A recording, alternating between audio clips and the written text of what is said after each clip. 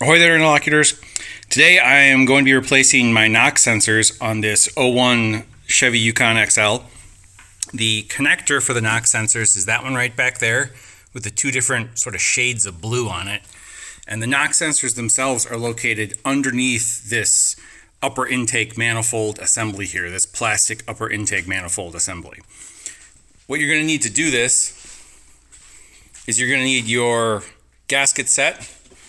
This one right here, MS92211 intake manifold set. I recommend replacing the wiring harness as well. I got this Standard Motor Products one. So there's the wiring harness. Because one of the reasons that these can go bad is because water gets down into them and corrodes them, rusts them out, destroys them. So when you buy this set right here, you get a new set of these rubber corks, rubber stoppers with the wires that run through them, and these will help keep your new sensors from getting wet and corroding and rusting out. So the new set, and then obviously we're also going to need our NOx sensors themselves. These are the GM genuine ones. I really dislike the fact that these come in packaging like that. I wish they were in a box with some foam around them, because what these are is these are a microphone. As you can see, there's no hole in the end of it there or anything. That mount right there is just, that screw thread right there is just to hold it in place. And then it's got a big old nut on the top of it. You want to be very careful installing these because they're quite fragile. It's I think it's a piezoelectric microphone in there, and it's just listening for pre-detonation is what it's doing. So these they're fairly fragile. If you drop these, I wouldn't install them, and you want to just generally be kind of careful with them before you install them. So let's rip that apart and let's get the new ones in. All right, so what I did here is I basically removed everything and then I set it all back in place so that I can go over pretty quickly how to take it all off. So you got to loosen off your air intake hose right there. That's really straightforward. Just loosen off that worm gear clamp. And then you're going to have to disconnect your throttle linkage. But to get it off, you've got to get this plastic bit up and off there, which means prying under there. And then it's actually got to clear past this side here. So it's sort of more like that kind of action that gets that clip off, and then it snaps back on. Kind of looks like an E-clip when it's removed. But yeah, so once that's off, that'll slide off, and then you just push it back on in place there. And it's a tight fit. So there, and then that'll just snap back over there and that'll be retained. And then these are pretty straightforward, but just in case, there's a slot right in the front there, and basically what you're doing is you're putting that in there and then you're lining the cable up with the slot. I'm trying to get my hand out of the way, lining the cable up with the slot. That's how those come on and off. You got 3 8mm fasteners that hold that bracket on, 3 10mm fasteners that hold that bracket on. Remove those, and then you can move this whole thing out of the way like that. Now you've got, there's evap right here. There's 1 8mm fastener that holds that in, and you can remove that completely. And then you can undo that electrical connector. You just push on this connector right here, push it, and then that'll come off. We can remove that. Alternator connector, and then 2 connectors that go into the throttle body itself. Unplug those, and then we can kind of move this whole wiring harness out of our way like that. We can move that out of our way. I loosened off this 10mm fastener that holds this wiring harness down so that this is free. Disconnected. That is our actual NOx sensor connector back there. So we disconnect that. Our wiring harness is free. There's another connector back in here for some sort of sensor. I'm not sure which one that is. Some kind of air metering sensor, I guess, but I'm not sure. And then this is all loose right here. And then we need to disconnect our fuel pressure regulator. That's just this vacuum line right here. On your vehicle, that's probably going to be a hard plastic vacuum line. That one broke on here, so I replaced it with just a rubber hose. And then that right there is PCV, positive crankcase ventilation. So that disconnects, and we can move that off to the side. We can disconnect that. And then these little guys right here are what hold this U-shaped fuel line down into your fuel rails there. So they're T20 Torx. You back those two off, you remove these clips, and then these are going to pop out of your fuel rail on both sides. You're probably going to get some fuel out of there, but I believe these systems just depressurize as they sit. They don't maintain lots of pressure. If you're concerned about it, right here is your fuel pressure test port. So you can remove that, and then you can gently press down on that Schrader right there into like a little cup or something gently like that to relieve the fuel pressure. I do recommend doing that. It shouldn't have a ton of pressure in it, but it is going to have a lot of fuel in it. So once we remove those two little clips, we can pull these out of here. We do need to remove an 8mm fastener there and an 8mm fastener there and there for the tool sides of the fuel rails, because that's what actually holds this bracket in with the fuel lines. So once we remove those 4 fasteners and remove those 2 clips with those Torx heads, then we can pull this gently out of the fuel rail, and we can get this off to the side as well. Be careful about these O-rings. Make sure that you've accounted for all those O-rings. There's 3 in total, 2 on this side and 1 on that side. And then we can remove the fuel rail itself. So you're going to have 4 connectors on each side, 1 for each fuel injector, and then of course those 2 fasteners that we already removed, and then that's just going to pull straight out of there. The injectors are just going to pull straight out once you've removed all that stuff.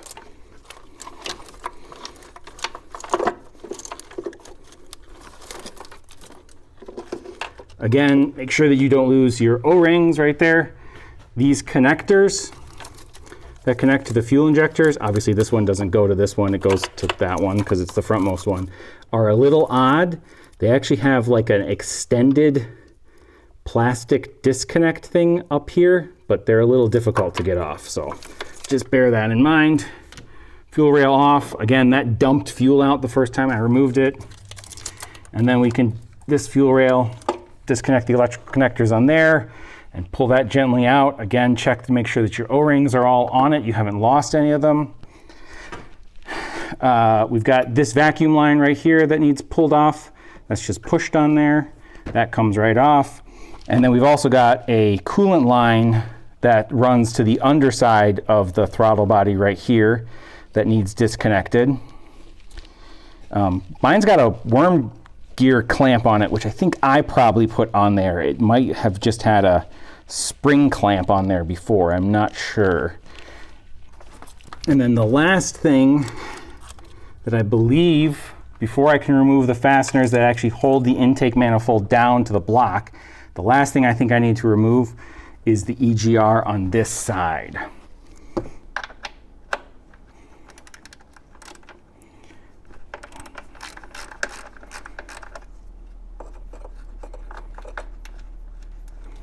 Just a 10mm nut. Remove that. And then this goofy flexible thing should pull out of here.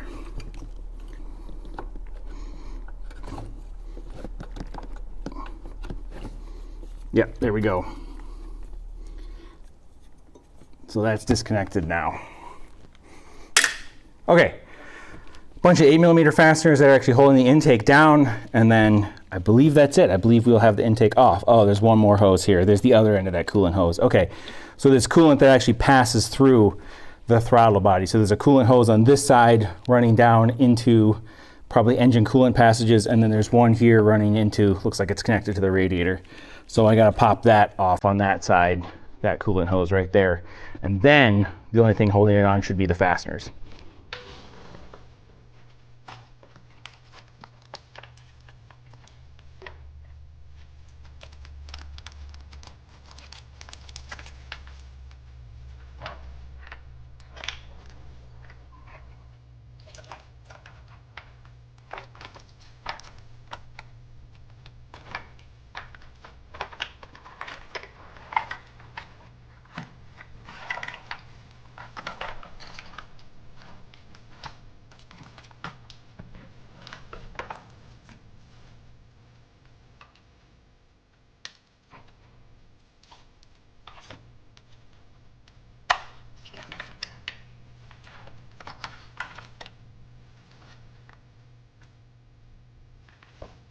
Once you're at this point, removal is pretty straightforward. I stuffed rags in all the intake passageways, that way less crap falls down into them as possible. You got just this big rubber cork thing here that pops out. As you can see, this does have some RTV on it in an attempt to keep as much goop out of there as possible, or dirt, water, whatever. This is my second time replacing these knock sensors. Unfortunately, the first set didn't last for very long. I think because I bought a cheap set of knock sensors. So I went with the GM Genuine this time. Hopefully they last longer. This connector should just pull off there. I'm not reusing any of this,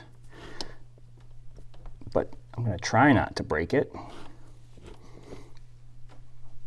There we go. Wow. And then this knock sensor is a 22 millimeter. So I've got an adapter here because 1/2-inch drive is completely overkill. Oh, that was tight. Maybe I over tightened them last time. I'm not sure. Like I said, they are sensitive. They are fairly fragile little things. How does that clip work?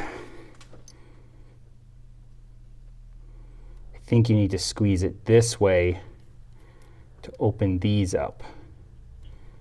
Because these, yeah. Okay, so you need to squeeze it that way. Yep. That worked easier that time.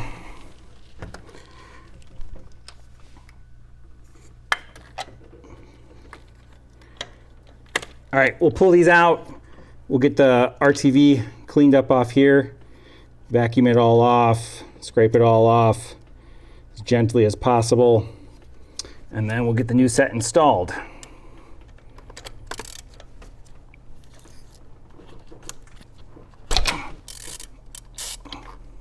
All right, we've got it all cleaned up and we're ready to install the knock sensors.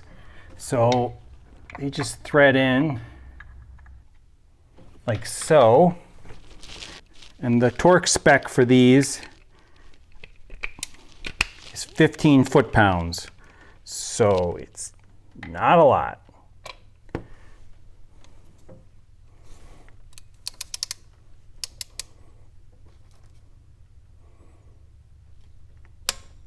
That's it.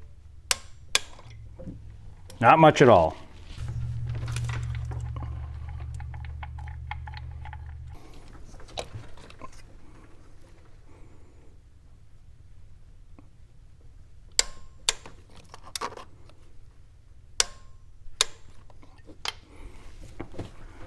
And then I'm just going to add a little bit of RTV onto these rubber boots to try and keep contaminants out of there as much as possible.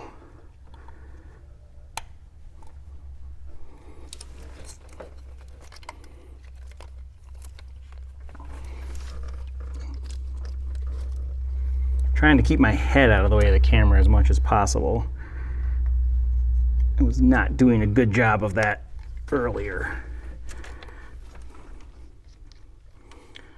Now, if you ever watch Junkyard Digs, he says anybody who uses red RTV has ruined their job, so. It's a product people tend to use or occasionally use when they're shortcutting the process. They just smear a bunch of red RTV onto something and say, that'll seal. That's that high temp stuff. But not a bad place to put it in this application, because this area can get quite hot. And that's probably too much, but it'll be okay.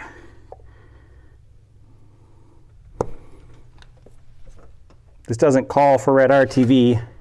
It's not asked for, but it just seems smart to give this the best chance it has of not getting wet or oily or anything like that. I mean, it's basically a hole. It's really asking for stuff to get down in there. And the first set of knock sensors I replaced on here were definitely bad because they were rusty. The one I pulled out was incredibly rusty. So, and these didn't get rusty. So the RTV did its job. It's just the sensor didn't last, which is very annoying. I don't know if I just got a bad one or what, but hopefully these last longer. All right, time to clean up the underside of the intake manifold. And I already cleaned this up pretty good. Slap the new set of gaskets on there, and then we'll get the intake reinstalled. These gaskets are pretty easy. They have little tabs there on the sides. This is the new set I already put on. There's the little tabs, and then they just pop off like that. So really straightforward to put these on.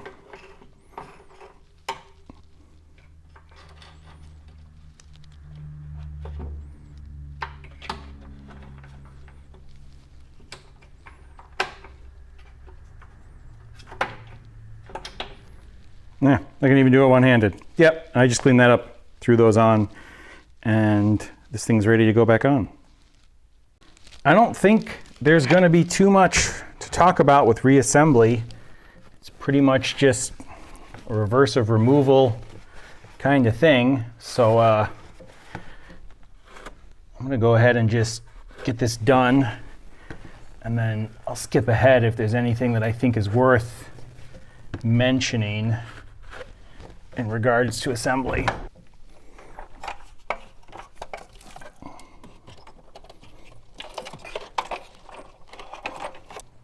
So there is actually a proper tightening sequence to these fasteners that hold down the intake manifold. Generally speaking, whenever you're tightening something large like this, something wide to a surface, you want to start in the center and then work outwards. So you're pressing the gasket towards the outer edges, right? There is a tightening sequence. I'll throw up a picture of that on screen right now. So I did that, and I absolutely torqued them down to 10 Newton meters, just like the instructions say. I 100% did not just till it felt good. I don't have a torque wrench that goes down to 10 Newton meters. I don't own one, so I just kind of did them until they felt, right. They're just little M6 fasteners, so it doesn't take much to get them down where they're supposed to be. Now I'm at the stage where I'm ready to install this fuel rail. I'm not going to replace the fuel injector O-rings. You definitely could if you felt yours were in bad condition, but these feel okay to me. I clean them up. And then what I always use for injectors like this, or any real fuel O-ring, is this Lucas injector cleaner. This stuff is really thick. All Lucas products are. And we just put a little bit of that on there like so. And that makes a nice O-ring lubricant for installing the O-rings so that you don't tear them up when you're installing them, which is important. You definitely don't want to tear your O-rings up while installing them. So I'm going to go ahead and put that on every single O-ring and get that installed.